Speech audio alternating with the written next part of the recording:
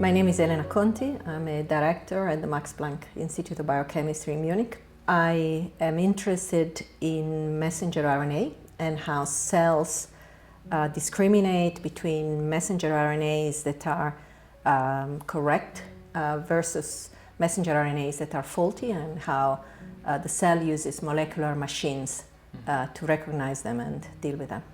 Science is something I discovered through my life journey. I do not come through a scientific family, but I really had inspiring teachers, inspiring mentors, and I really wanted to know more about biology. And so what I do is I work at the interface of chemistry, biology, and physics.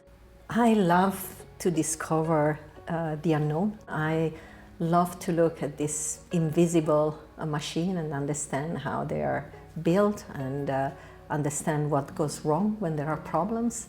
You have all these pieces of the puzzle, which are observations from the experiments that somehow are in your brain. All the elements have to fit. And like in a puzzle, there is this moment, if you don't know what you are building in the puzzle, where the picture emerges. And that's the real fantastic moment in science, where all the pieces you have put together come together and you see it. When I'm not working, I like to play tennis. I don't play very well.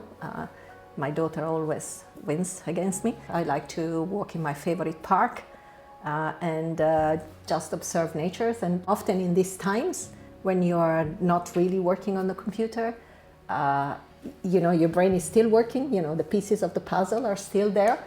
And this is a great time to think. And for the rest, I like simple things. I like to spend time with my family. So perhaps I start, it's two aspects. So this prize is a great honor, of course. And for a scientist, the greatest honors are to be recognized by your peers for the work you do. So for me, it's a great honor. What I would like to do with this prize is to follow a new observation, which is very intriguing. It's an observation we made by working on major cellular machines attacks in the cytoplasm on messenger RNA.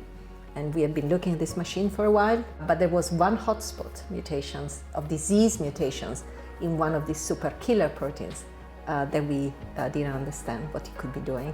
And recently, by looking at how these machines, the exosome, works on another machine, the ribosome, to degrade the messenger RNA, we have now an intriguing observation where this part of the super killer is on a position of the ribosome that gives an intriguing hypothesis of how these disease mutations may affect the function, and this is what I want to follow up.